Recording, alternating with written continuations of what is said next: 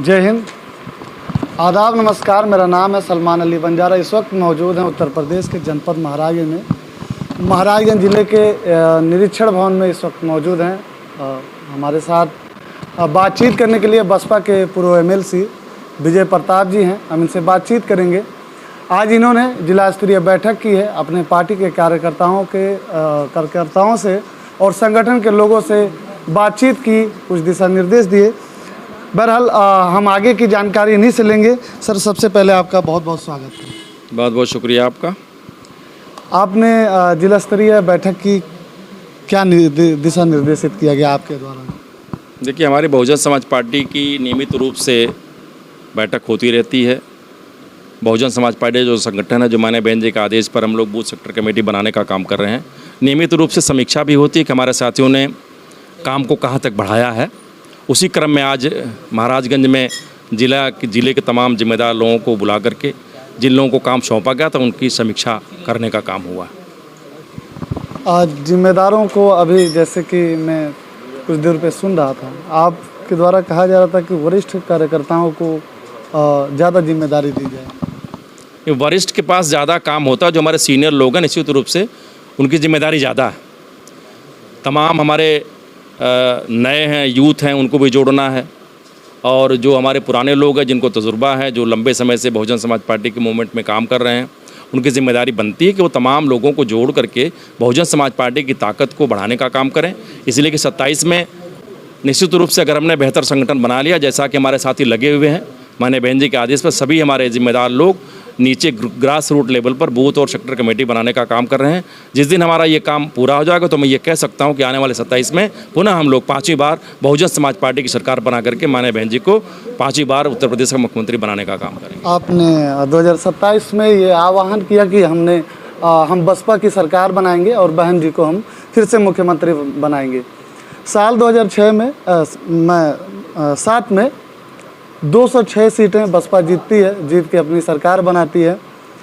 उसके बाद 12 तक सरकार चलती है। आगे 22 तक आते आते हालत ये हो जाती है कि 1 सीट पे बसपा आ जाती है और फिर इसके बाद दावे मुख्यमंत्री बनाने का। कितना सच देख रहे हैं आप इसमें? नहीं, सवाल 1 सीट का नहीं। आज ही बहुजन समाज पार्टी के पास अपना वोट बैंक है और जिस तरह से माननीय बहन जी इधर लगातार मेहनत कर रही हैं, तमाम हमारे साथियों को काम में लगाई हुई है। वोट बैंक कभी 51% रहा करता था, आज वो 9% पे आ गया। नहीं, 51 तो नहीं रहा, 29-30% हमारा वोट रहा है। तो तमाम ऐसे मैं विधानसभा की बात कर रहा हूँ। आज निश्चित रूप से मैं कह सकता हूँ कि हमारा जो बहन जी का जो उद्देश्य है, मकसद है, जिस तरह से उन्होंने पूरे प्रदेश में भाईचारा कमेटी को एक्टिव किया है। हमारे हर ज़िले में 2-2 साथी संयोजक बनाए गए हैं, विधानसभा में 2-2 साथी संयोजक बनाए गए हैं, जिनकी जिम्मेदारी के तमाम जो हमारे पिछड़े वर्ग के साथी हैं, जो निश्चित रूप से बहुजन समाज पार्टी के अंग हैं, उन तमाम लोगों को बहुजन समाज पार्टी से जोड़ें। जो हमारा मूल है, निश्चित रूप से जिस तरह से आज हमारे साथी बूथ सेक्टर कमेटी बनाने में लगे हैं, बहुजन समाज पार्टी का जनाधार बढ़ाने में लगे हैं, हमारी जो मूल है उसके साथ साथ हमारी भाईचारा की कमेटियाँ, ये सारे लग करके मैं ये कह सकता हूं कि आने वाले समय में हम लोग 27 में एक नया चमत्कार करने जा रहे हैं। आप पार्टी के बड़े स्तर के नेता हैं। मैं एक तीखा सवाल आपसे करना चाहता हूं।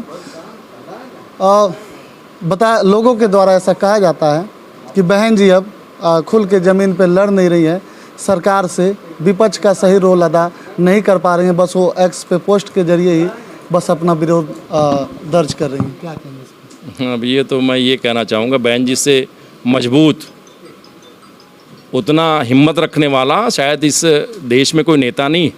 तमाम इश्यूज़ पर बहन जी जिस तरह बेबाक। इसी समय पे हम लोग जब छोटे रहा करते थे तो बहन जी के किस्से सुना करते थे। आयरन लेडी भी उनको गांव देहात में कहा जाता था और वो आज एक्स पे सीमित रह गई है।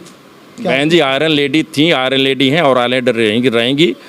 हम तमाम लोग बहन जी के जो सिपाही हैं, बहन जी के संदेशों को नीचे तक पहुंचाने का काम कर रहे हैं। जब जब ज़रूरत पड़ती है माने बहन जी, चाहे एक्स के ज़रिए, चाहे अपने आदेश पर प्रदर्शन के ज़रिए, हम लोग हमेशा बहन जी के आदेश पर जब भी मौका मिला है, चाहे हमारा आरक्षण से छेड़छाड़ होती रही हो, चाहे बाबा साहब के बारे में जो लोगों ने तमाम तरह के कमेंट्स कहे थे उसके बारे में आपने बहुजन समाज पार्टी की ताकत को देखा। बहन जी के इशारे पर न जाने क्या क्या होता है। क्या भविष्य में कभी आसपा और बसपा की बातचीत बन सकती है? आसपा तो मैं जानता ही नहीं, आसपा क्या है? आजाद समाज पार्टी। नहीं, आज़ाद समाज पार्टी अपना उनका संगठन है, बहुजन समाज पार्टी ये देश में। चंद्रशेखर बार बार आरोप लगाते रहते हैं कि बहन जी हमको साथ नहीं लेती है, कहीं अगर बात बने तो बनवाइए। नहीं, अब चंद्रशेखर की बात अलग है। हम लोग बहुजन समाज पार्टी के सिपाही हैं, बहन जी के सिपाही हैं। हम लोग निश्चित रूप से बहन जी के आदेश पर काम करते हैं और इस भरोसे काम कर रहे हैं कि आने वाले समय में हम लोग जो देश की आवाज़ है, प्रदेश की आवाज़ है, जिस तरह से आवाम परेशान है, आज बहन जी के राजपाट को याद कर रहा है। मुझे भरोसा है कि आने वाले समय में फिर एक बार। लास्ट अंतिम सवाल, मीट टुगेदर ईट टुगेदर किस तरह देख रहे हैं? हमने तो साथियों से अनुरोध किया है कि साथ बैठना है, साथ खाना खाना है, प्यार मोहब्बत बढ़ानी है और संगठन को मजबूत करना। ये थे डॉक्टर विजय प्रताप जी। इन्होंने अपने कार्यकर्ताओं को, पदाधिकारियों को निर्देशित किया। फिलहाल मैंने बहुत सारे इनसे सवाल किए जो कि जनता से के द्वारा थे। आप इस पे क्या राय रखते हैं हमें ज़रूर बताइएगा। अपने सहयोगी के साथ सलमान अली बंजारा, जय हिंद।